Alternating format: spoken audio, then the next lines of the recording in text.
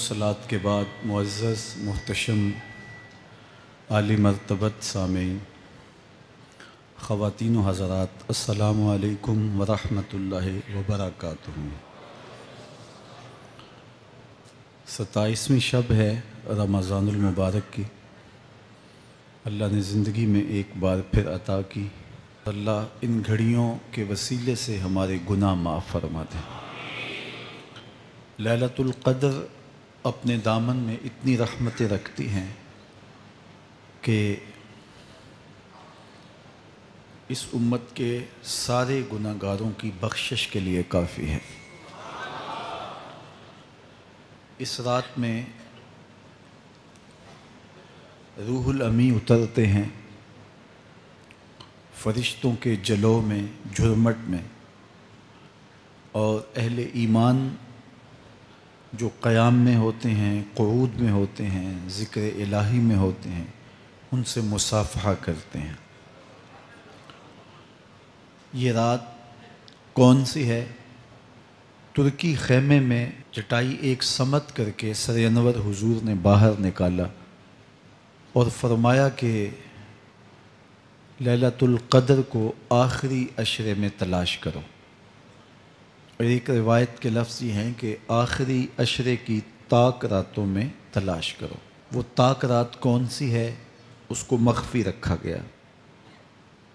حضرت ابی بن قعب رضی اللہ تعالی عنہ صحابی رسول ہیں، فرماتے ہیں میں قسم کھاتا ہوں کہ وہ رات 27ویں شب ہے۔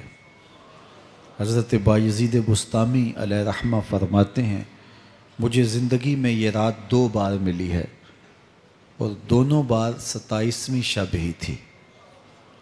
تو ہم اللہ کی بارگاہ میں امید کا دامن پھیلائے ہیں کہ یہی شب ہو اور اس کے دامن سے پھوٹتی ضیائیں ہمارے اندر کے اندھیروں کو ختم کرنے کا ذریعہ بنے۔ مجھے آپ کو اپنے معاد کی، آخرت کی فکر کرنی چاہیے۔ یہ راتیں آتی ہیں اور چلی جاتی ہیں، اور ایک وقت آئے گا کہ یہ راتیں آئیں گی اور ہم نہیں ہوں گے۔ کتنے لوگ ایسے ہیں جو پچھلے سال تھے لیکن آج نہیں ہیں، ان سے گزشتہ سالوں میں تھے، آج نہیں ہیں۔ تو اللہ ہمیں ہر سال یہ رات مبارک کرتا ہے، نصیب ہوتی ہے۔ اللہ آپ کی قسمت میں ایسی بہت ساری راتیں نصیب کرے، لیکن بہرحال ایک وقت ایسا آنے والا ہے کہ یہ راتیں تو آئیں گی لیکن ہم موجود نہیں ہوں گے۔ تو یہ جو میسر راتیں ہیں، ان کے دامن سے پھوٹتی ضیائیں ہمیں اپنے اندر سمو لینی چاہیے کہ ہم دنیا پہ نہ بھی ہوں گے تو یہاں سے جو ہم نے نور لیا ہوگا وہ قبر میں بھی چراغاں کرے۔ باطن کی روشنی، اندر کے اجالے اور روح کا چراغاں اس رات کے دامن سے لیا جا سکتا ہے۔ حضور علیہ السلام رمضان المبارک کے آخری عشرے میں کثرت کے ساتھ عبادت کرتے تھے۔ حضرت سیدہ عائشہ رضی اللہ تعالی عنہا فرماتی ہیں کہ حضور کمر بستہ ہو جاتے اور اپنا تہ بند کس کے باندھ لیتے، خود بھی جاگتے اور اہل خانہ کو بھی بیدار رکھتے۔ زندگی میں یہ ساعتیں جو ہمیں مقسوم ہوئی ہیں، یہ سعادت بری ساعتیں ہیں۔ پچھلی امتوں کے حصے میں اس طرح کے لمحات کب آئے ہیں؟ یہ ایک رات 1000 مہینے کی عبادتوں سے افضل، بہتر اور بھاری ہے۔ میرے حضور نے ارشاد فرمایا ایک بندہ صبح سے لے کے ظہر تک مزدوری کرتا ہے، اس کو ایک کی رات دیا جاتا ہے۔ ایک بندہ ظہر سے عصر تک مزدوری کرتا ہے، اس کا وقت تھوڑا ہے، اس کو بھی ایک کی رات دیا جاتا ہے۔ اور ایک شخص عصر سے لے کر مغرب تک مزدوری کرتا ہے، اس کا وقت دونوں سے کم ہے، لیکن اس کو مزدوری 2 قیراط دی جاتی ہے۔ فرمایا پہلی مثال یہود کی ہے، دوسری مثال نصارہ کی ہے، اور تیسری مثال میری امت کی ہے کہ تھوڑے کام پر بھی اجر زیادہ رکھا گیا ہے۔ تو اس امت کو جب اتنا نوازا گیا ہے کہ ایک ایک رات اتنی برکتوں کی حامل عطا ہوئی ہے، تو پھر ہمیں بہت زیادہ کوشش کر کے برکتیں سمیٹ لینی چاہیے۔ ان گھڑیوں کے دامن سے نکلتے اجالے اپنے اندر سمو لینے چاہیے۔ یہ سعادتیں اپنی روح میں جذب کر لینی چاہیے، تاکہ جب ہم اس دنیا سے جائیں تو ہمارے پاس ایک بہت بڑا روشنیوں کا ذخیرہ ہو، جو ہماری قبر میں بھی چراغاں کرے، حشر میں بھی روشنی دے، اور ہمیں کہیں بھی اندھیروں کا سامنا نہ کرنا پڑے، چونکہ روشنیاں تو ہم نے یہاں سے لے کے جانی ہیں۔ تو یہاں سے کتنی روشنیاں لے کے جاتے ہیں، یہ ہماری ہمت ہے، یہ ہماری کوشش ہے۔ اللہ نے تو لوٹ سے لگائی ہے، اس کی رحمتیں مسلسل ہمارے اوپر برس رہی ہیں، اور یہ صدقہ ہے آمنہ کے لال کا، ورنہ ہم اس قابل کہاں تھے۔ تو میں اللہ کی بارگاہ میں آپ سب کے لیے دعا گو ہوں، آپ میرے لیے دعا گو رہیں کہ اس شب نور کی برکتیں ہمیں نصیب ہوں۔ حضور نے ارشاد فرمایا من قام لیلۃ القدر ایمانا و احتسابا غفر له ما تقدم من ذنبہ، جس نے لیلۃ القدر میں قیام کیا ایمان اور محاسبہ نفس کے ساتھ، اللہ اس کے پچھلے سارے گناہ معاف فرما دیتا ہے۔ ام المومنین سیدہ عائشہ رضی اللہ تعالیٰ عنہ فرماتی ہیں کہ میں نے عرض کی اے اللہ کے محبوب صلی اللہ علیہ وسلم، اگر میں لیلۃ القدر کو پا لوں تو مجھے پھر کیا دعا مانگنا چاہیے؟ تو حضور نے ارشاد فرمایا اگر تم لیلۃ القدر پا لو تو یہ دعا مانگو اللہم انک عفو تحب العفو فاعف عنی، اے اللہ تو معاف کرنے والا ہے، معاف کرنے کو پسند کرتا ہے، میرے معاملات سے درگزر فرما۔ تو اللہ تعالیٰ اس رات کی برکتوں سے ہمیں اپنی پناہ میں، امان میں، حفاظتوں کے حصار میں رکھے۔ ہر سال لیلۃ القدر کے موقع پر اور شب برات کے موقع پر دور و نزدیک سے آنے والے سامعین کو کتاب اللہ سے کچھ ضروری مضامین پیش کرنے کی سعادت پاتا ہوں، چونکہ مجھے پتہ ہے کہ یہاں آنے والے لوگ بڑی دور دور سے آتے ہیں اور اپنے محلوں کو، اپنی بستیوں کو، اپنے شہروں کو چھوڑ کے یہاں پہنچتے ہیں، تو ان کا ایک لمحہ بھی ضائع نہ ہو، ان کی ایک ایک ساتھ کی قدر کی جائے، اور ان کو بامقصد باتیں جو ان کی پوری زندگی میں ان کے لیے نفع کا سبب ہوں، ان کو یہاں سے دی جائیں۔ تو قرآن مجید سے بہتر اور کیا پیغام ہو سکتا ہے؟ تو انشاءاللہ آج آپ کے سامنے کتاب اللہ سے ایک مضمون رکھوں گا۔ اللہ کتاب و سنت کے اجالوں سے ہمارے من کے سارے اندھیرے اور ظلمتیں دور کر دے۔ سورہ القیامہ میرا آج کا مضمون ہے، جو 40 آیات پر مشتمل ہے۔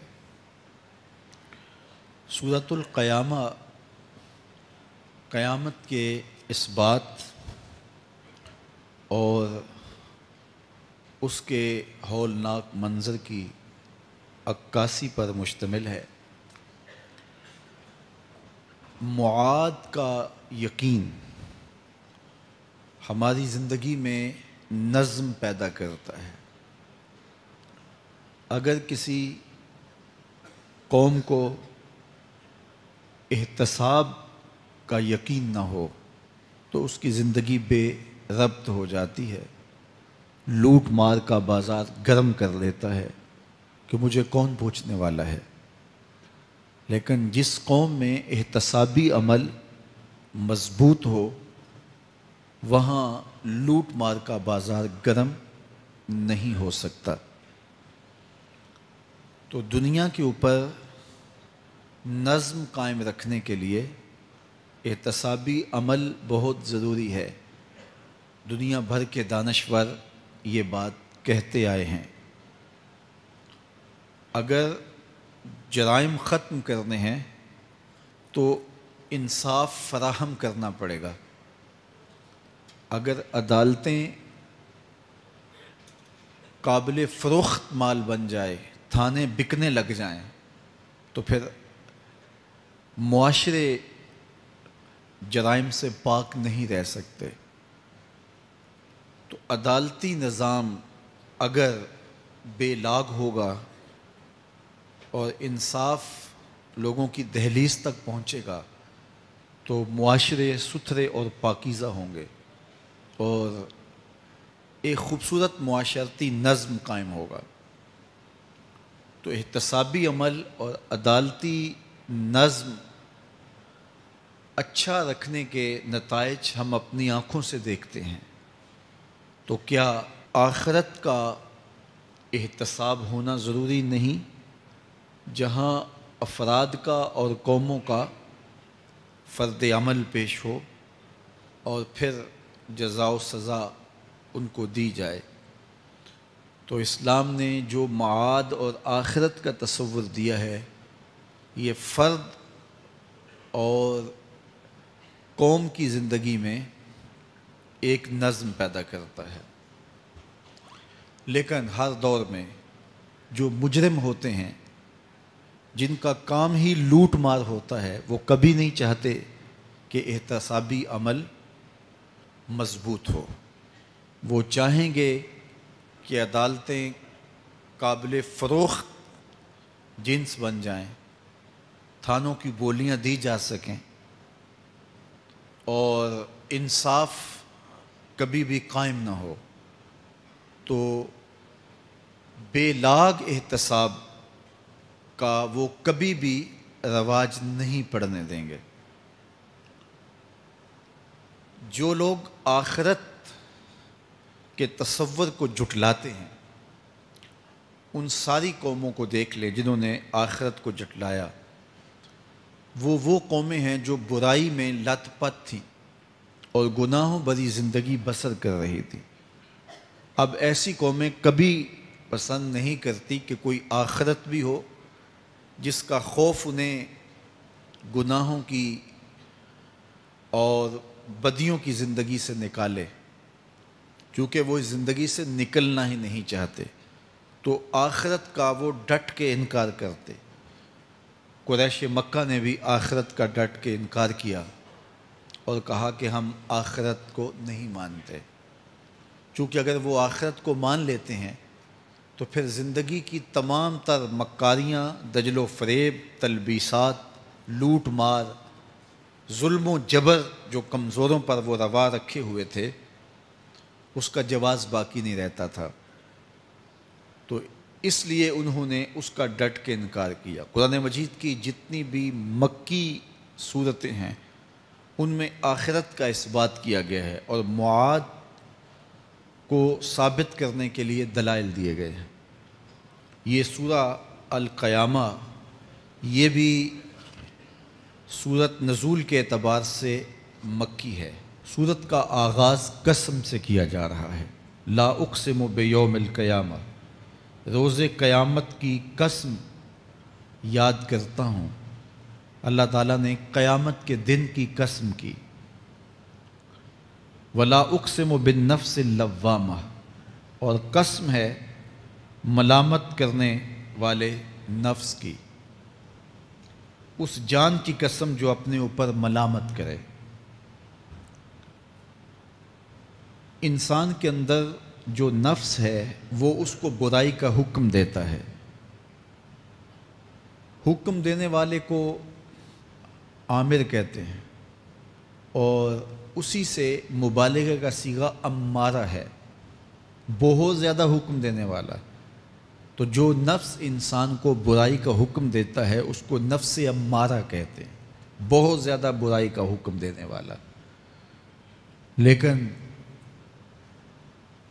اللہ تعالیٰ جل شانہ دین کی برکت سے جب نفس کی اصلاح کرتا ہے تو نفس امارہ نفس لوامہ بن جاتا ہے، جو ملامت کرتا ہے، برائی پر بندے کو روکتا ہے. اندر ایک جنگ چلتی ہے، بندہ گناہ کرتا ہے لیکن اندر اس کا نفس اس کو ملامت کرتا ہے کہ تم غلط کر رہے ہو. تو اندر جو جنگ چل رہی ہوتی ہے، نفس ملامت کر رہا ہوتا ہے، گناہ بھی چل رہا ہوتا ہے، تمام عمر طوفان سے کھیلتے گزری، نیا کے ڈوبنے کا ڈر بھی رہا. تو یہ اندر جو کھینچا تانی ہے، ملامت اور گناہ، پھر توبہ بھی ہوتی ہے، پھر گناہ بھی سرزد ہو جاتے ہیں. تو یہ نفس لوامہ جو گناہ سے بندے کو روکتا ہے، اللہ تعالیٰ جل شانہ نے اس نفس لوامہ کی قسم کی ہے کہ مجھے قسم ہے انسان کے نفس لوامہ کی، جو اس کو برائی سے روکتا رہتا ہے اور خیر کی طرف اس کو بلاتا رہتا ہے. تو قیامت کی قسم کی اور نفس لوامہ کی قسم کی. اور جب نفس مزید ترقی کرتا ہے اور پھر اندر نیکی کی قوتیں پنپتی ہیں تو ایک وقت آتا ہے کہ پھر انسان نیکی ہی کے ماحول میں جینا شروع کر دیتا ہے. تو پھر نفس کو اطمینان ملتا ہے، اس نفس کو نفس مطمئنہ کہتے ہیں. اور جب نفس مطمئنہ بن جائے تو قیامت کے دن اللہ تعالیٰ جل شانہ آواز دے گا کہ میرے لیے گناہوں کو چھوڑنے والے آجا، تیرا رب تیرا منتظر ہے. سورہ الفجر میں ارشاد فرمایا، یا ایتھا النفس المطمئنہ ارجعی الی ربک راضیۃ مرضیہ فادخلی فی عبادی وادخلی جنتی. اے نفس مطمئنہ آجا، تیرا رب تیرے پہ راضی اور تو رب پہ راضی، میرے بندوں میں داخل ہو کے میری جنت میں داخل ہو جا.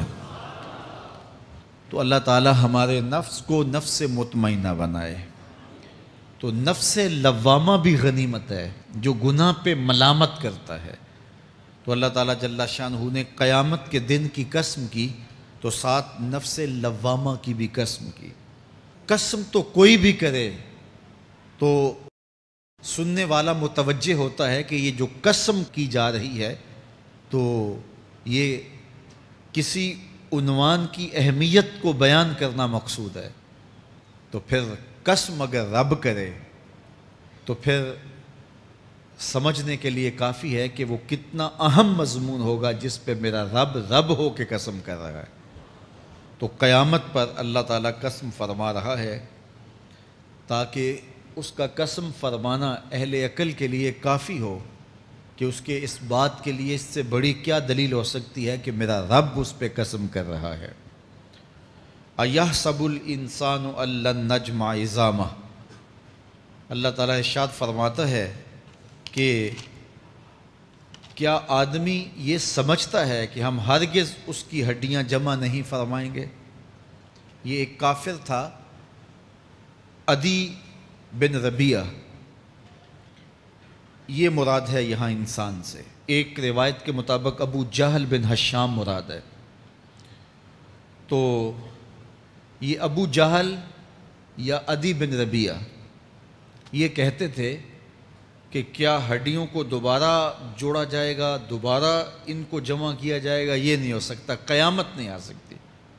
وہ کہتے تھے یہ جہاں ہے بس ختم ہو جائے گا کام تمام، لہٰذا جو عزت پانی ہے، جو لذت حاصل کرنی ہے، جو عیش و عشرت کرنی ہے، جو کچھ کرنا ہے اسی جہان میں کر لو.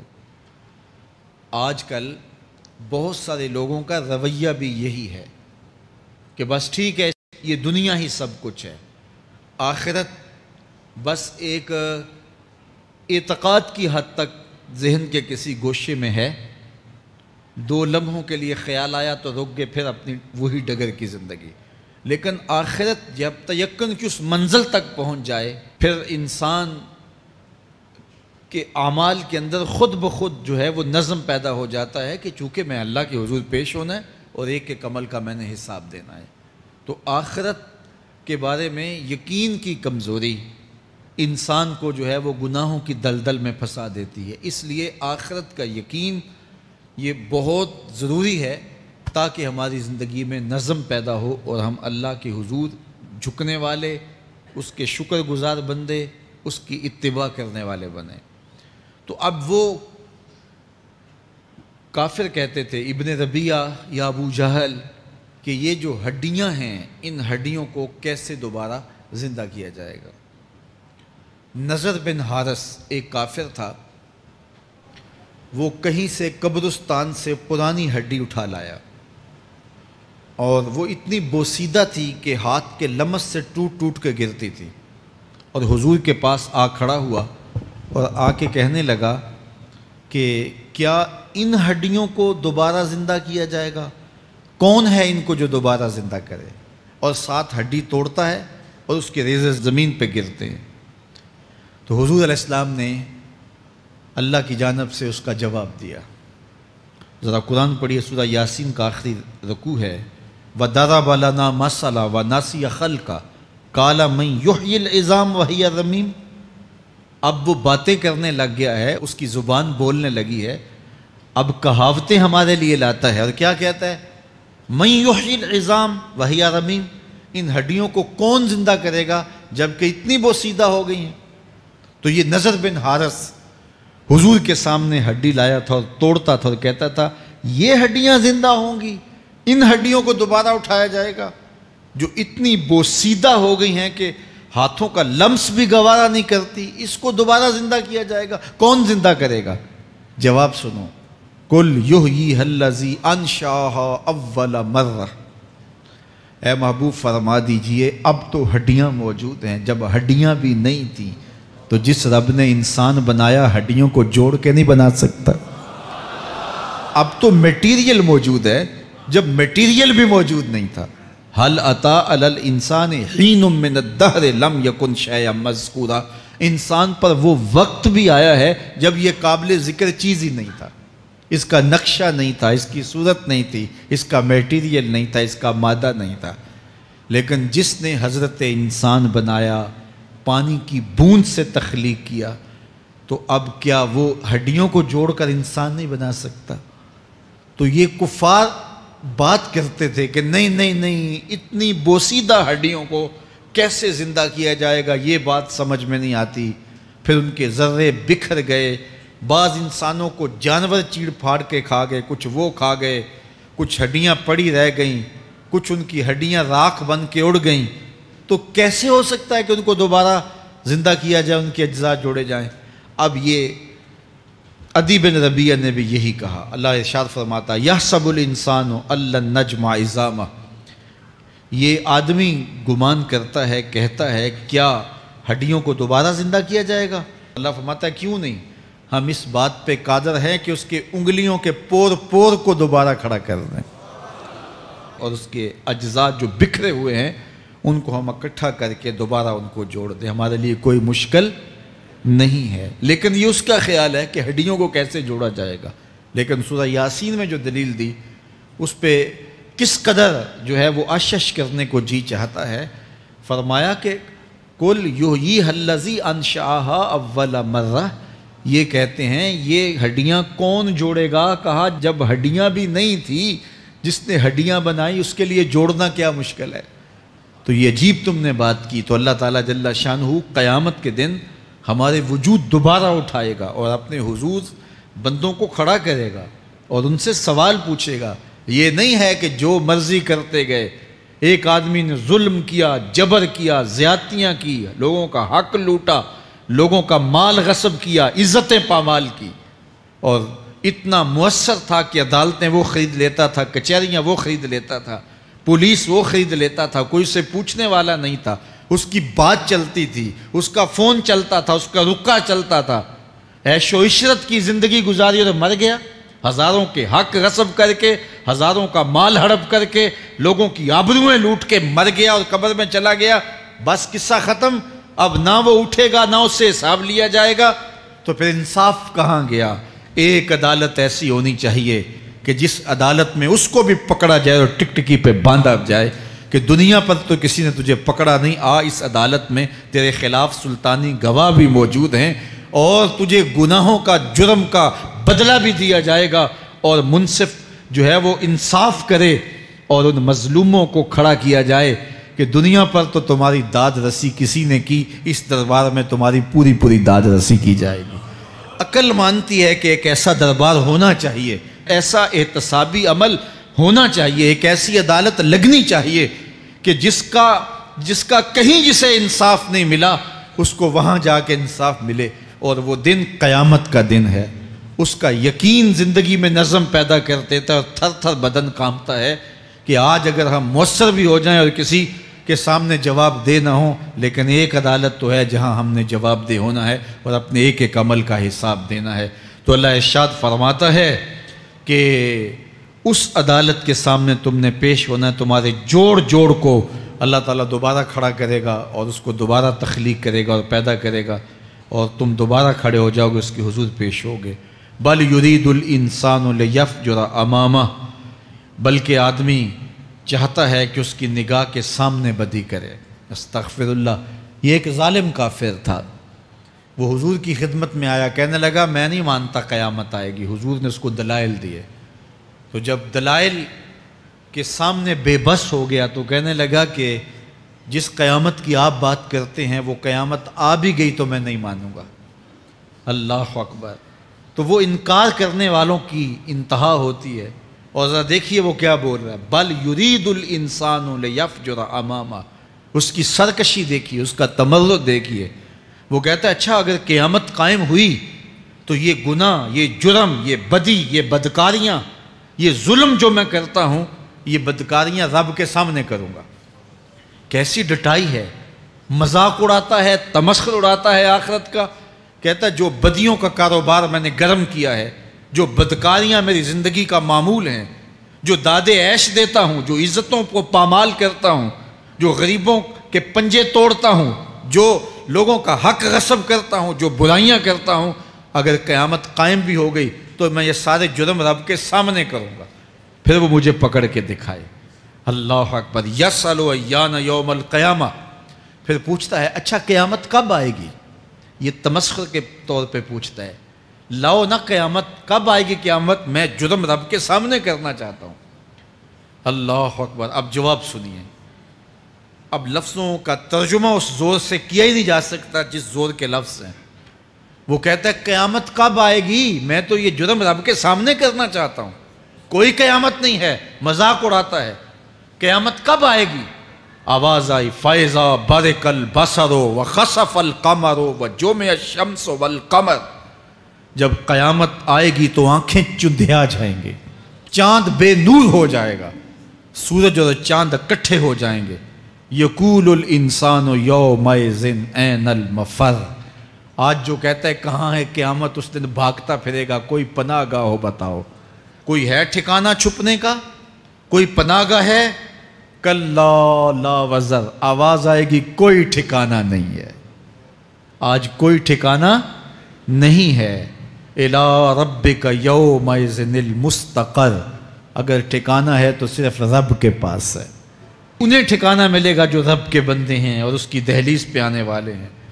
ینبأ الانسان یومئذ بما قدم واخر، اللہ تعالیٰ اس دن بتا دے گا جو آگے بھیجا اور وہ بھی بتا دے گا جو پیچھے چھوڑا۔ ایک ایک چیز تشت ازبام ہو جائے گی۔ یوم تبلی السرائر فما لہ من قوت ولا ناصر، اللہ فرماتا سارے راز کھل جائیں گے۔ جو بند کمروں میں جرم کیے، داد عیش دیتا رہا، وہ بھی کھل جائیں گے، اور پھر کوئی طاقت نہیں ہوگی، کوئی زور نہیں ہوگا، کوئی زر نہیں ہوگا جو اس کو بے نقاب ہونے سے بچا سکے۔ اے داور حشر میرا نامہ اعمال نہ پوچھ، اس میں کئی پردہ نشینوں کے بھی نام آتے ہیں۔ تو وہ کتنا سخت دن ہوگا۔ ارشاد فرمایا جائے گا کہ جو آگے بھیجا، جو پیچھے چھوڑا، جو جرم کرتا رہا، جو نیکیاں کی، جو برائیاں کی، سب کچھ تشت ازبام ہو جائے گا۔ بل الانسان علی نفسہ بصیرہ، بلکہ آدمی خود اپنے حال پر اچھی طرح خود آگاہ ہے۔ ہم اسے نامہ اعمال کے دفتر دیں گے جہاں سب کچھ لکھا ہوگا۔ قرآن بتاتا جب نامہ اعمال سامنے آئے گا تو وہ بے ساختہ پکار اٹھے گا، ما لہذا الکتاب لا یغادر صغیرۃ ولا کبیرۃ الا احصاها۔ ہائے اس کتاب کو کیا ہوا، اس نے چھوٹی بڑی کوئی بات نہیں چھوڑی، سب کچھ لکھ دیا۔ نامہ اعمال سامنے ہوگے، زمین بولے گی، ہاتھ پاؤں بولیں گے، فرشتے بولیں گے، کرامن کاتبین بتائیں گے یہ کیا کیا جرم کرتا رہا، کیا کیا گناہ کرتا رہا۔ تو اس دن ہر شے سامنے آ جائے گی۔ تو یہ تو ثبوت ہوں گے ہی ہوں گے، لیکن اللہ فرماتا ہے ثبوت تو اپنی جگہ، لیکن بل الانسان علی نفسہ بصیرہ، کیا انسان کو خود نہیں پتا کہ وہ کہاں کھڑا ہے؟ اس کو اپنے جرائم کی فہرست خود یاد ہے، اس کے ضمیر پہ خود اس کا بوجھ موجود ہے۔ اسے یہ نامہ اعمال نہ بتاتے، فرشتے نہ بتاتے، پھر بھی اسے پتا تھا کہ میں کیا ہوں اور کہاں میں نے جرم کیا ہے۔ وَلَوْ أَلْقَى مَعَاذِيرَهُ، اللہ اکبر، اگر اس کے پاس جتنے بہانے ہوں سب لا ڈالے، جب بھی کوئی اس کا بہانہ نہیں سنا جائے گا۔ قیامت کا دن ہوگا، دنیا کے اوپر تو بہانوں سے انسان بچ نکلتا ہے۔ کوئی جھوٹ بول لیا، کوئی جھوٹا گواہ پیش کر دیا، کوئی مکر کر لیا، کوئی رشوت چل گئی، کوئی سفارش کام آ گئی، کوئی بہانہ تراش لیا، بات کو توڑ موڑ کے پیش کر لیا۔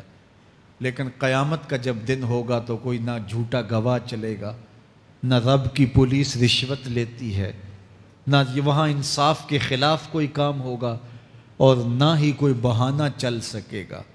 اللہ اکبر۔ دوسری بات مفسرین نے یہ بھی لکھی کہ بعض اوقات یہ ہوتا ہے کہ انسان اپنے گناہ پر، اپنے جرم پر کوئی بہانہ تلاش کر کے لوگوں کو مطمئن کر لیتا ہے۔ جو اس نے جرم کیا، کسی سے زیادتی کی، کسی کا حق غصب کیا، تو لوگوں نے ملامت کی تو وہ کوئی بہانہ تلاشتا ہے اور لوگوں کو مطمئن کر لیتا ہے۔ بعض اوقات لاجواب کر دیتا ہے، بعض اوقات مطمئن بھی کر لیتا ہے۔ وہ لوگوں کو تو مطمئن کر لیتا ہے لیکن وہ خود مطمئن نہیں ہو سکتا۔ جس نے جرم کیا ہوتا ہے، جرم اس کو اندر سے ڈستا رہتا ہے، اس کا ضمیر اس کو ٹھوکریں مارتا رہتا ہے، اندر کی بے چینی اسے تنگ کرتی رہتی ہے۔ اگرچہ وہ دلائل سے، مکر و فریب سے، باتوں کو توڑ موڑ کے عذر کر لیتا ہے، کوئی بہانہ بنا لیتا ہے، لیکن اس کے باوجود اس کے اندر کوئی چین، اندر کوئی اطمینان نہیں ہوتا۔ اللہ اکبر۔ تو مجرم بے چین رہتا ہے۔ آج ہماری بے چینیوں کا ایک سبب ہمارا مالک کی دہلیز سے منہ موڑنا اور بہت سارے دیدہ نادیدہ گناہوں کا ارتکاب کرنا ہے۔ جب ہم سے سستیاں ہو جاتی ہیں، کوتاہیاں ہو جاتی ہیں، تو وہ گناہ ہمارا پیچھا نہیں چھوڑتے اور ہمیں بے چین اور مضطرب رکھتے ہیں۔ تو بعض اوقات جو ہے وہ ہم کہتے ہیں کہ پتہ نہیں بے چینی کیا ہے۔ بے چینی گناہوں کی ہے۔ گناہ طبیعت میں بے چینی پیدا کر دیتا ہے، سکون نہیں آنے دیتا۔ اطمینان کی دولت چھن جاتی ہے جب کوئی شخص گناہ کرتا ہے، اور یہ لازمی نہیں ہے کہ وہ کسی کا حق غصب کرے، اس نے کسی کی عزت ہی پامال کی ہو، اس نے کسی کی آبرو پہ حملہ کیا ہو۔ اگر نماز چھوڑی ہے تو بے چینی یہ بھی کم نہیں ہے، یہ رب کی نافرمانی ہے۔ اگر اس کی نظر بھٹکی ہے تو یہ بھی کم بے چینی نہیں دیتی۔ اگر اس کا خیال بہکا ہے، اس نے زبان سے کسی کو دکھ دیا ہے، اس نے کسی کے لیے سب و شتم کا انداز اختیار کیا ہے، گالی گلوچ کا رنگ اختیار کیا ہے، تو پھر کیا ہوا کہ یہ بے چینی اندر کو توڑتی رہتی ہے۔ انسان چلتا پھرتا ہے لیکن اسے طمانینت نہیں ملتی، اسے سکون نہیں ملتا۔ سکون کب ملے گا؟ سکون تب ملتا ہے جب کسی سے زیادتی کی ہو تو اس سے جا کے معافی مانگ لی جائے، اور اس لجاجت کے ساتھ معافی مانگی جائے کہ وہ مجبور ہو جائے معاف کرنے پہ، تو پھر اندر طمانینت اتر جاتی ہے۔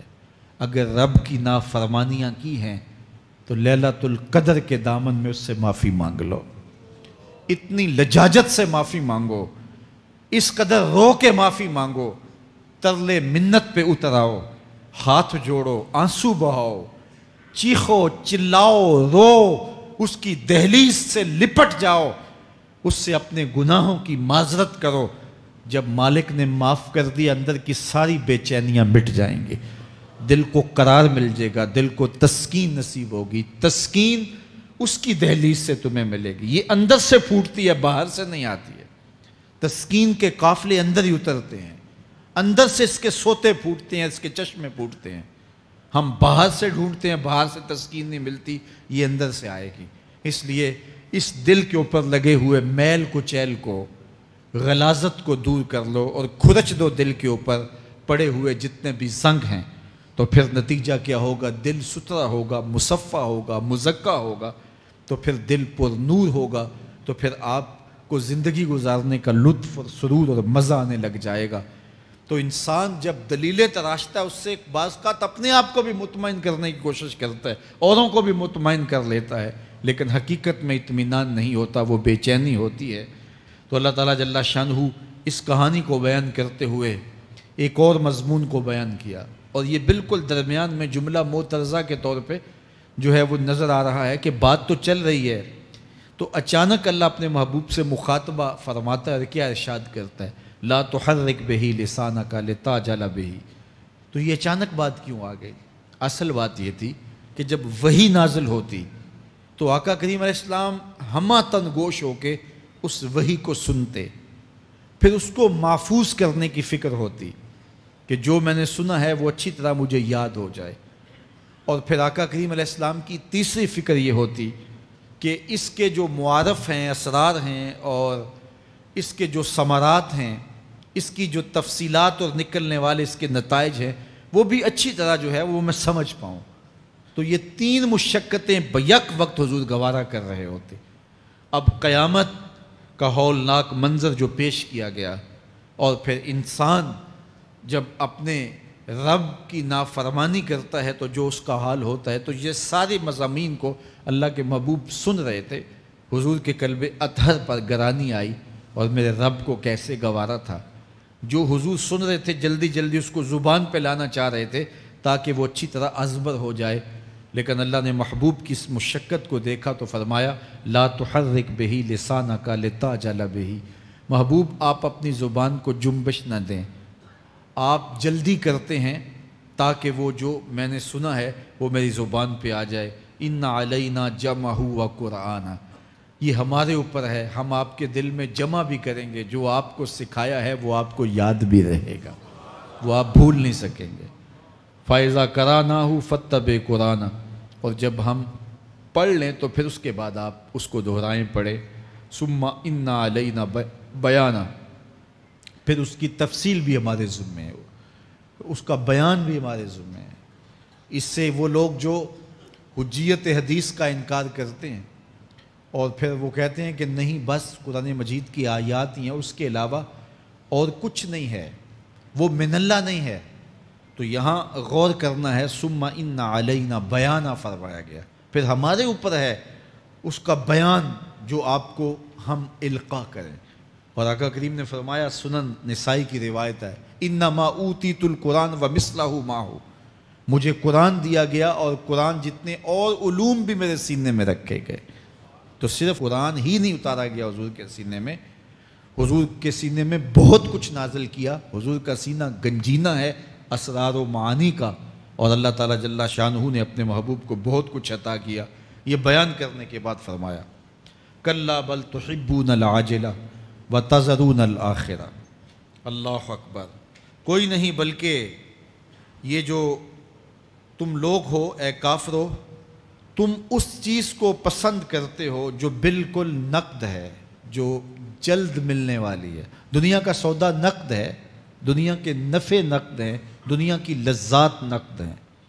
شیطان کہتا ہے اب چوری کرو اب مال آئے گا, اب زنا کرو اب لذت ملے گی, اب ڈاکہ کرو اب امیر ہو جاؤ گے. تو دنیا کے سودے نقد ہیں اور آخرت کے وعدے ادھار ہیں. تو ارشاد فرمایا بل تحبون العاجلہ, تم دنیا کی جو عاجل چیزیں ہیں, جو بالکل نقد سودے ہیں, تم ان کے پیچھے پڑتے ہو. وتذرون الآخرہ, اور آخرت کو چھوڑتے ہو. دوسرے مقام پہ ارشاد فرمایا سورہ الاعلیٰ میں بل تؤثرون الحیات الدنیا والآخرۃ خیر وابقیٰ, تم دنیا کی جیتی زندگی کو ترجیح دیتے ہو، حالانکہ آخرت بہتر بھی ہے اور دائمی بھی۔ میں آپ کی توجہ چاہوں گا، آخرت بہتر بھی ہے اور دائمی بھی، لیکن تمہاری ترجیح یہ دنیا ہے جس کی آخرت کے مقابلے میں کوئی حیثیت ہی نہیں ہے۔ حضور نے ارشاد فرمایا، اگر کسی کو جنت میں ایک کوڑا رکھنے کی جگہ مل جائے، ایک ڈنڈا رکھنے کی جگہ مل جائے، دنیا و ما فیہا کی دولتوں سے وہ زیادہ قیمتی ہے۔ 7 براعظموں پہ پھیلی ہوئی کائنات، سمندروں کی تہوں میں قیمتی موتی، پہاڑوں کے دامن میں قیمتی معدنیات، مالیاتی اداروں کے پاس سرمائے، لوگوں کے پاس دولت کے انبار، یہ سارے اکٹھے کر لیے جائیں اور ان کی قیمت لگائی جائے، اور جنت میں ایک ڈنڈا رکھنے کی جگہ، ایک عصا رکھنے کی جگہ، ایک کوڑا رکھنے کی جگہ، وہ جگہ پھر بھی زیادہ قیمتی ہے۔ پراپرٹی ویلیو ہوتی ہے نا، وہ کہتے ہیں کہ دور دراز دیہات سے 10 ایکڑ فروخت کریں تو یہاں ہمارے بائی پاس پہ اگر لیں تو 1 کنال جگہ آئے گی، 10 ایکڑ فروخت کر کے یہاں 1 کنال ملے گی۔ اور اگر آپ مزید اس کو فروخت کر کے مزید جو ہے وہ کسی مہنگے علاقے میں چلے جائیں تو ہو سکتا ہے 2 مرلے اس 10 ایکڑ کے مقابلے میں آئیں۔ تو اس طرح مختلف جگہوں کی پراپرٹی ویلیو ہوتی ہے۔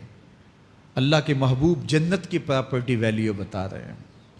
7 براعظموں پہ پھیلی ہوئی کائنات کو ایک پلڑے میں رکھیں، پوری دنیا کے اندر جو سرمائے ہیں، جو ماضی میں سرمائے لوگوں نے خرچ کر لیے، جو حال میں موجود ہیں، جو آنے والے ادوار میں لوگوں کے پاس آئیں گے، قارون کا خزانہ اور سرمائے سارے اکٹھے کر کے ایک پلڑے میں رکھ دیں، جنت میں ایک عصا رکھنے کی جگہ پھر بھی زیادہ قیمتی ہے۔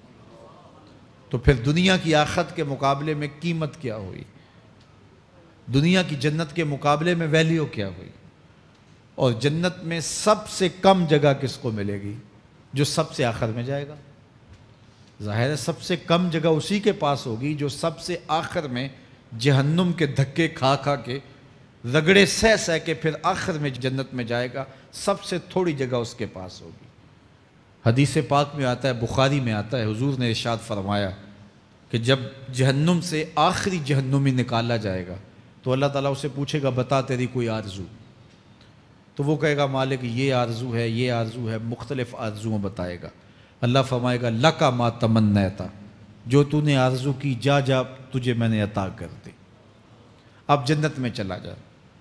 تو اس کی تو توقع یہ ہوگی کہ سایہ دیوار جنت میں جگہ مل جائے تو غنیمت ہے، اور اگر جنت کے اندر جاؤں تو کوئی جھونپڑا مل جائے 2 مرلے کا تو وہ بھی کافی ہے۔ لیکن اللہ اسے کتنی جگہ دے گا؟ اللہ فرمائے گا، جا جنت میں، تیرے لیے جنت میں دنیا سے 10 گنا جگہ ہے۔ 7 براعظموں کو 10 سے ضرب دے تو کہا کہ دنیا سے 10 گنا جگہ تیرے لیے۔ اس کو یقین ہی نہیں آئے گا، وہ کہے گا، اتسخر وانت الملک، میرے رب تو بادشاہ ہو کے مجھ سے مذاق کر رہا ہے؟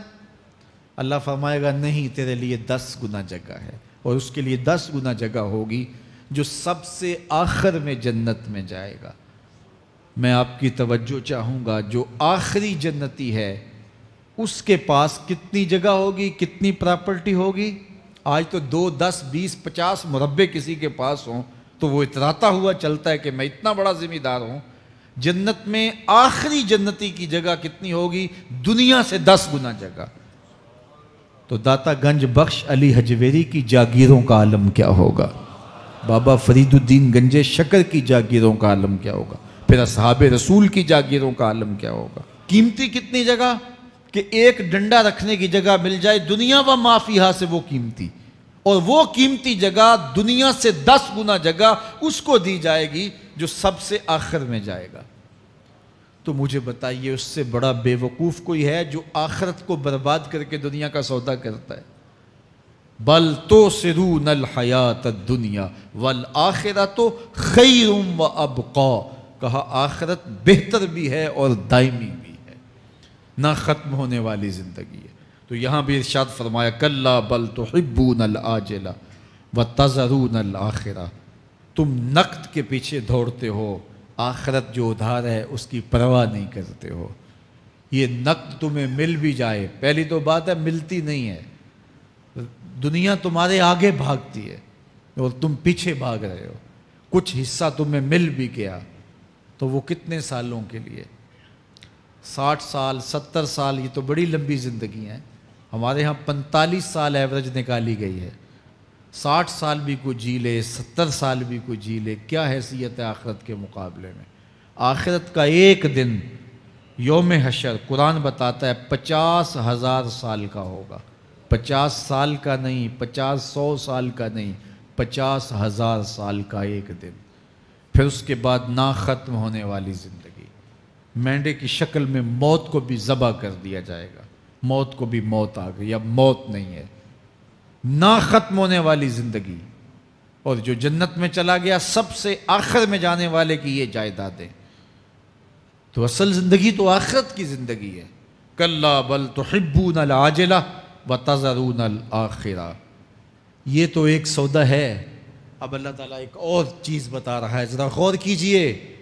دنیا کی محبت دل میں ایسی پیدا ہو گئی کہ ہمیں سال کے بعد ماہ سیام میں مسجد میں آنا نصیب ہوتا ہے، اور ہم اپنی ہی دنیا میں مگن ہیں کہ یہی دنیا سب کچھ ہے۔ یہ کائنات بھی دیکھو، میرا رب بیان کر رہا ہے، وجوہ یومئذ ناظرہ الی ربہا ناظرہ۔ وہ دن جب آئے گا تو جب بندے اس کے حضور حاضر ہوں گے، جنہوں نے اپنی زندگی حزم و احتیاط سے گزاری ہوگی، رب کی اتباع میں، فرما برداری میں، اس کے حکموں کو پورے کرتے بسر کی ہوگی، پھر ان کو صلہ کیا ہوگا؟ اللہ فرمایا کچھ چہرے ہوں گے جو تر و تازہ ہوں گے، کھل کے گلاب ہو جائیں گے، چہرے منور اور تابہ ہوں گے۔ یہ اتنے کھلے کیوں ہوں گے؟ چہرے گلاب کیوں ہوں گے؟ الی ربہا ناظرہ، اس لیے کہ رب کا دیدار نصیب ہوگا۔ رب کا دیدار نصیب ہوگا تو چہرے کھل جائیں گے اور چہرے شگفتہ ہو جائیں گے، چہرے تر و تازہ ہو جائیں گے۔ یار کوئی پرانا دوست مل جائے اور آپ سخت صدمے کے ماحول میں ہوں تو اچانک اسے دیکھ لیں تو آپ کا چہرہ کھل جاتا ہے اور آپ کا چہرہ گلاب بن جاتا ہے، تو پھر کیا منظر ہوگا؟ دنیا کے تھکے ہوئے لوگ، جنگوں کے ستائے ہوئے لوگ، بدر، احد، حنین اور کربلا کی سختیاں گوارا کیے ہوئے لوگ، تہجد کے اندر لمبا قیام کر کے راتوں کی تنہائیوں کے تھکے ہوئے لوگ، حلال کھایا حرام نہیں کھایا اور دنیا سے پیچھے رہ گئے، دنیا آگے چلی گئی اور یہ حلال کی تلاش میں بظاہر پیچھے رہ گئے۔ گھر والے بھی تانے دیتے ہیں کہ تم تو پیچھے رہ گئے، دنیا کہاں چلی گئی، تمہارے رشتہ دار کہاں چلے گئے۔ تانے اور تان و تشنی کے برستے تیر سہے ساری زندگی گزار دی۔ دکھوں کے مارے ہوئے یہ شخص جب قیامت کے دن اپنے رب کے حضور جائیں گے تو اللہ رخ انور سے نقاب ہٹا دے گا۔ پھر کیا ہوگا؟ اللہ کا دیدار ہوگا تو یہ چہرے کھل جائیں گے، ساری تھکن اتر جائے گی، جنم جنم کی ساری تھکن اتر جائے گی اور چہرے شگفتہ گلاب بن جائیں گے۔ اللہ فرمائے گا دیکھو ان کے چہرے کیسے کھلے ہوئے، وجوہ یومئذ ناظرہ الی ربہا ناظرہ۔ یہ تو خوش نصیب لوگوں کے چہرے ہیں۔ ووجوہ یومئذ باسرہ، اور پھر اس دن کچھ منہ بگڑے ہوئے ہوں گے۔ کیسے بگڑے ہوں گے؟ پاؤں میں درد ہو تو چہرے پر بگاڑ ہوتا ہے، پیٹ میں درد ہو تو چہرہ اچھا دکھائی نہیں دیتا، کان میں درد ہو، آنکھ میں درد ہو، سر میں درد ہو تو چہرہ بگڑ جاتا ہے۔ اور ان کے چہرے اتنے بگڑے ہوں گے، کوئی آنے والا خوف طاری ہو تو چہرے بگڑ جاتے ہیں۔ اور انسان کے چہرے کی ہوائیاں اڑی ہوتی ہیں، اب ان کے چہروں کی ہوائیاں اڑی ہوں گی۔ کیوں؟ قرآن بتاتا ہے تظن ان یفعل بہا فاقرہ، یہ ڈر رہے ہوں گے کہ ہمارے ساتھ اب جو سلوک ہونے والا ہے وہ کمر کی ہڈی توڑ دے گا۔ ہم نے رب کے حکموں کو توڑا، ہم نے پرواہ نہیں کی، ہم سمجھے دنیا میں آئے ہیں تو ہماری دنیا ہے، آوارہ ہوں، خواہشات نفس کے مطابق زندگی گزاریں، آنکھیں بے حیائی میں لگی رہیں، سوچیں آوارگی میں لگی رہیں، کان نغمے سنتے رہے، زبان جھوٹ بکتی رہی، ظلم و جبر کا بازار گرم رکھا، عصمتیں عزتیں پامال کرتا رہا، لوگوں کا مال لوٹتا رہا، حق غصب کرتا رہا، کلیجے اور دل چیرتا رہا، لوگوں کو زخمی کرتا رہا، لوگوں کے جذبات سے کھیلتا رہا، پرواہ ہی نہیں کی کہ یہ دنیا ہے، امتحان گاہ ہے، چند دنوں کے لیے آئے ہیں، اللہ کے حضور پیش ہونا ہے، عملوں کا حساب ہونا ہے۔ اب جب وہ دیکھیں گے کہ ہمارے ساتھ کیا ہونے والا ہے تو ان کے چہرے پہلے بگڑ جائیں گے۔ کیوں؟ وہ گمان کریں گے کہ ان کی ریڑھ کی ہڈی توڑ دی جائے گی، ایسے عذاب آئیں گے جس طرح کسی کی ریڑھ کی ہڈی ٹوٹ جائے تو اس کا چہرہ شگفتہ گلاب تو نہیں ہوتا، اس کا چہرہ جو ہے وہ تو کس قدر مرجھایا ہوا ہوتا ہے۔ تو اللہ ارشاد فرماتا ہے اس طرح ان کے چہرے ہوں گے۔ ابھی عذاب آیا نہیں ہے لیکن چہرے پہلے اترے ہوئے ہوں گے، اور جب عذاب کی بھٹی میں ڈالے جائیں گے، اللہ اکبر، اور وہ سخت عذاب، حضور نے جبریل امین سے پوچھا مجھے جہنم کے عذابوں کا ذکر سناؤ۔ عرض کی حضور سب سے ہلکے عذاب کی کہانی سناتا ہوں، اور وہ یہ کہ جہنمی کے پاؤں میں آگ کا جوتا رکھا جائے گا، باقی پورا بدن اس کا سلامت ہوگا۔ یہ سب سے ہلکے عذاب کی کیفیت ہے۔ اب پاؤں میں آگ کا جوتا ہوگا، حدت، گرمی، شدت اتنی ہوگی کہ دماغ پگھل کے ناک اور کانوں کے راستے سے باہر آ جائے گا۔ پاؤں میں رکھے ہوئے جوتے کی گرمی دماغ کو ایسے چڑھے گی کہ وہ پگھل جائے گا اور ناک اور کانوں کے راستے سے باہر آ جائے گا۔ تو اللہ کے عذاب کے خوف سے چہرے بگڑ جائیں گے، حالت سلامت نہیں رہے گی۔ یہ بات ذہن میں رکھیں کہ اللہ جس کو جہنم میں ڈالے گا اس کو اس صورت میں نہیں ڈالے گا، یہ محمدی صورت ہے، یہ شکل اس کی چھین لی جائے گی اور اس کی شکل بڑی کر دی جائے گی۔ اس کا ایک ایک دانت احد پہاڑ جتنا ہوگا۔ احد پہاڑ کا پھیلاؤ 15 کلومیٹر پہ ہے، 15 کلومیٹر کا ایک دانت، اور 32 دانت کتنے ہوں گے تو منہ کتنا بڑا ہوگا۔ اس کو اتنا بڑا اس لیے کیا جائے گا تاکہ وہ عذاب کی تکلیف زیادہ سہے۔ 70 گز موٹی کھال ہوگی، اور کھال جل جائے گی تو اللہ قرآن میں فرماتا ہے ہم نئی کھال دے دیں گے تاکہ عذاب کی تکلیف اس کو گوارا کرنی پڑے۔ پھر چیخے گا، چلائے گا، ہائے مجھے پانی دو، پانی دو، پیاس کی شدت ہے۔ 70 سال تک تو اس کی کوئی آواز ہی نہیں سنے گا۔ 70 سال کے بعد داروغہ جہنم چیخ کر کہے گا کیا مانگتا ہے؟ وہ بولے گا مجھے پانی چاہیے۔ کہا جائے گا تو بے بھی ملتا ہے پانی۔ پھر داروغہ جہنم اسے پانی دے گا، کوکا کولا کی بوتل دے گا یا پیپسی تھما دے گا یا منرل واٹر کی بوتل دے گا؟ نہیں، قرآن بتاتا ہے اسے مائے حمیم دیا جائے گا، کھولتا ہوا پانی، اور وہ اتنا گرم ہوگا جب پینے کے لیے چہرے کے قریب کرے گا اس سے اٹھتی ہوئی بھاپ کی وجہ سے چہرے کی کھال ادڑ کے اس کے اندر گر پڑے گی، لیکن اس کے باوجود اس کو پینا پڑے گا۔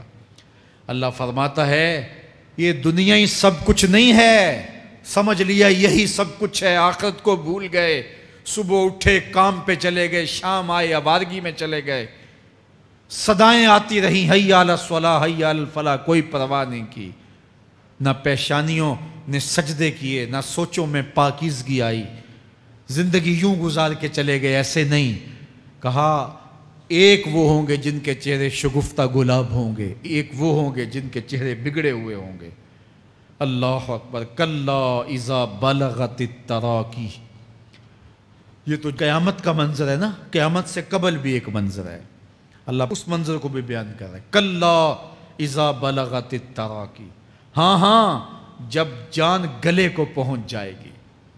اے انسان تیرے اوپر وہ گھڑی بھی آنے والی ہے، وہ وقت بھی آنے والا ہے جب سانس اس ہنسلی میں اٹک جائے گا، جب سینے سے بھی سانس اوپر چلی گئی، اب ڈاکٹر بھی لا علاج قرار دے رہے ہیں کہ اب علاج نہیں رہا ہے، جان بس اب نکلنا چاہ رہی ہے، اور کہا جائے گا کوئی جھاڑ پھونک والا بلاؤ۔ اب ڈاکٹروں نے تو جواب دے دیا، اب سانس اٹک گئی گلے میں، چند لمحوں کی مہمان ہے۔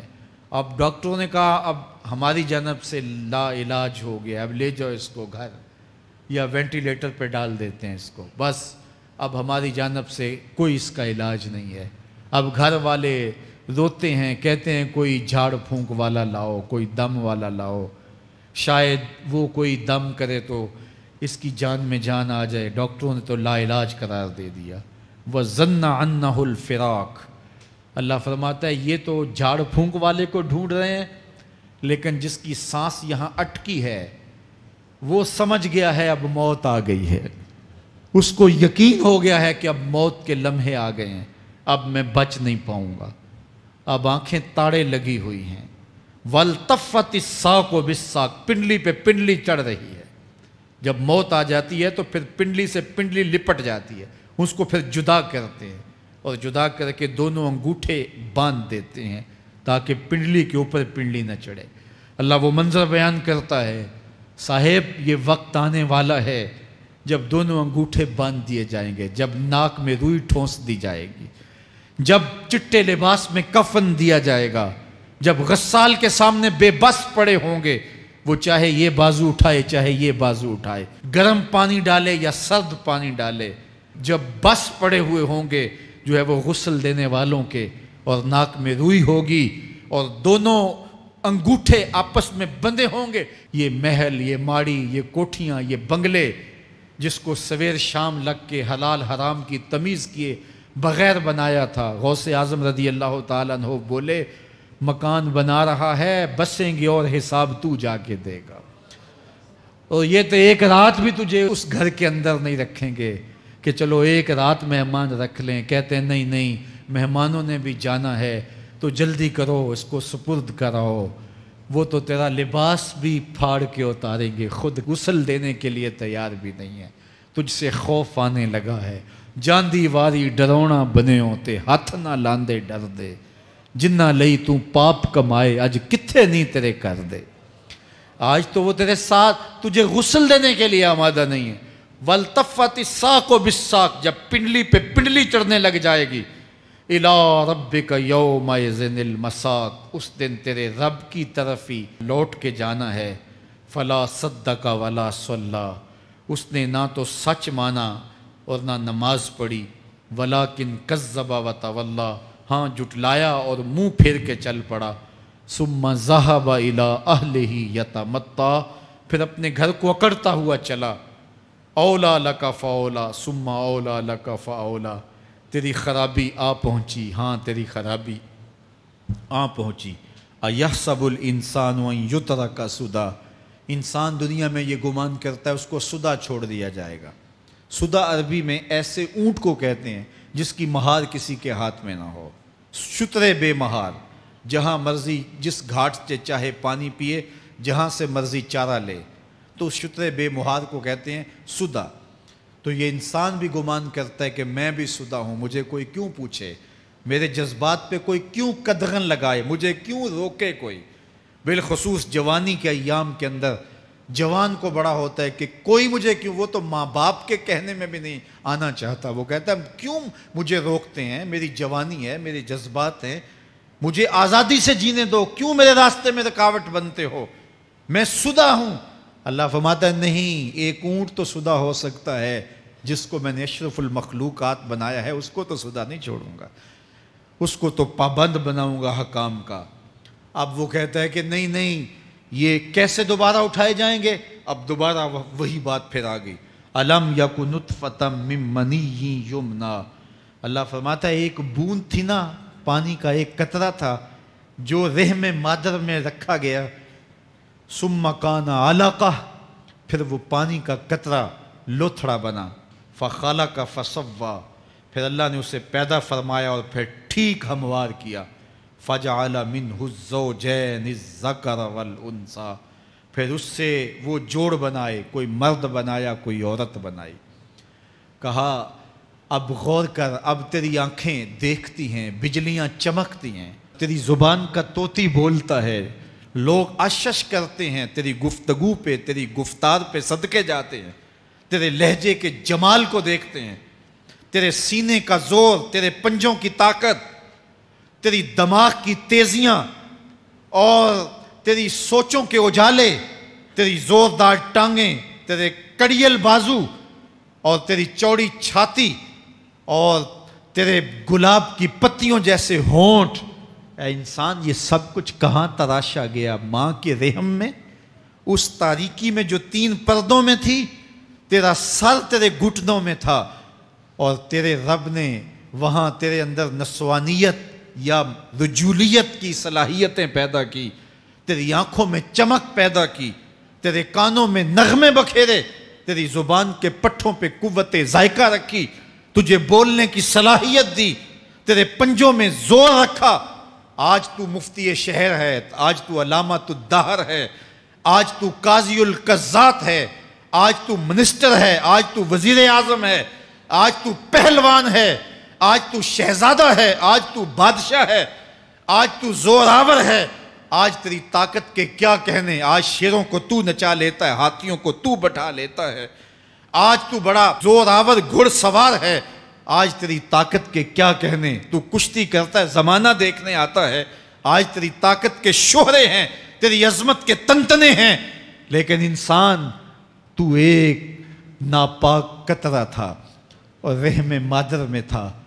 تیرے اندر یہ رنگ کس نے بھرے، تیرے کانوں میں نغمے کس نے رکھے، تجھے دماغ کی قوتیں کس نے دی، زبان کو بولنا کس نے سکھایا، آنکھوں میں توانائیاں کس نے رکھیں، تیری زبان کا طوطی بولتا ہے، یہ سلیقے کس نے دیے؟ پھر اللہ فرمایا، کتنا زوردار بیان ہے، الیس ذالک بقادر علی ان یحیی الموتى، جو ماں کے پیٹ میں ایک نطفے کو ایک خوبصورت انسان بنا سکتا ہے، ہڈیوں کو جوڑ کے دوبارہ انسان نہیں بنا سکتا؟ کیا وہ دوبارہ تجھے کھڑا نہیں کر سکتا اپنے سامنے پیش ہونے کے لیے، جس کے حکموں کو تو نے توڑا ہے، جس کے فرامین کا تو نے مذاق اڑایا ہے؟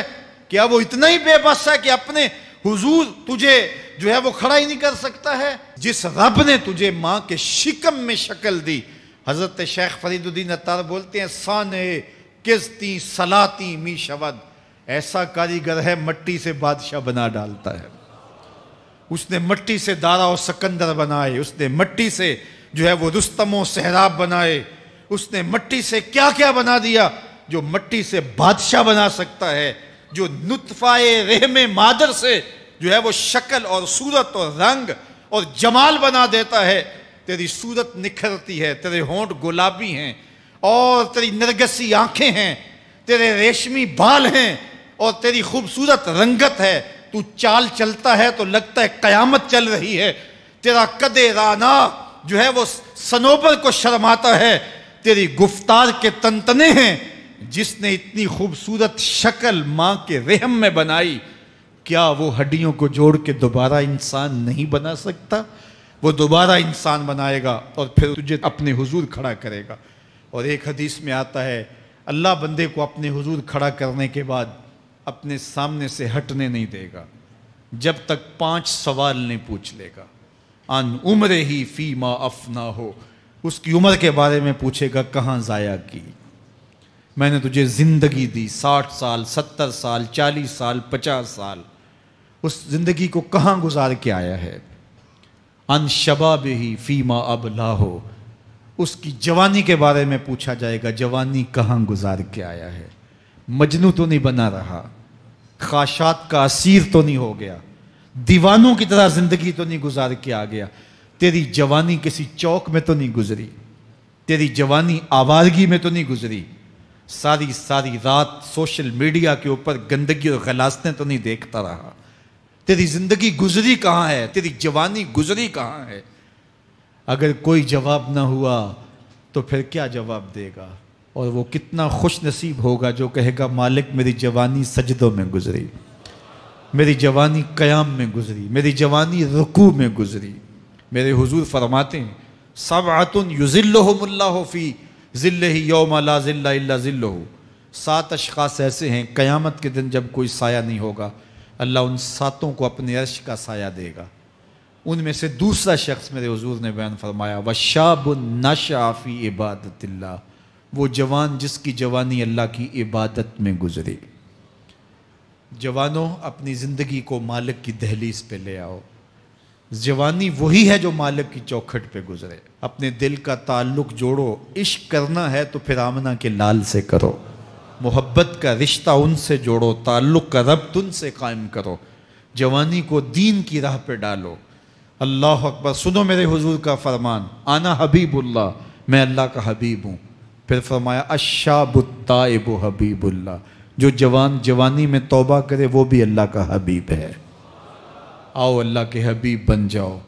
اللہ کے حبیب بن جاؤ، اللہ کے حبیب بن جاؤ، اللہ کے محبوب بن جاؤ۔ لیلۃ القدر کی گھڑیاں ہیں، رات کا پچھلا پہر ہے۔ اللہ کے حضور یہ عہد کر کے اٹھو، مالک جو زندگی گزر گئی، آئندہ جوانی کا ایک ایک لمحہ تیرے لیے گزرے گا۔